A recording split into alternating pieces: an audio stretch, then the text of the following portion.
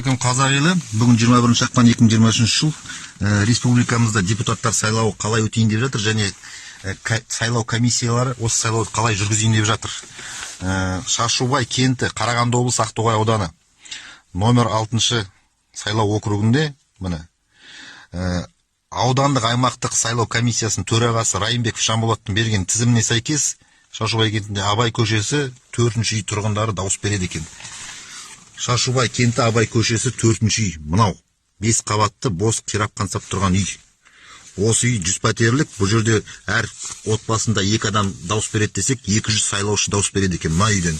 Сонымен қатар сайлау округ, 10-ші сайлау округ, Шашубай кенті Ақбергенұлы 5, 7, 9-ші үй тұрғындары дауыс береді екен. Шашубай кентінде мынау 6-ші үй, Ақбергенұлы көшесі, мынау 5, мынау 7, мынау көріп тұрғандарыңыз 9-ші үй. Бұл былтырдан бастап жөндеу жұмыстары жүріп жатыр. Ешкім тұрмайды, ол жерде құрылыс жұмыстары әлі жүргізіліп жатыр. Сонда біздің ғана кентте 1, 2, 3, 4 үй тұрғындары дауыс береді екен біздің депутаттарымызға.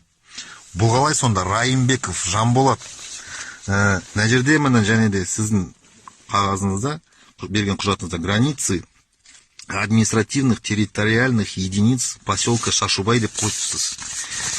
Қазақстан Республикасының әкімшілік аумақтық құрылыс туралы заңына сәйкес, міне орысшасын, ана жерде орысша жазсыз ғой. В систему административно-территориального устройства входит административно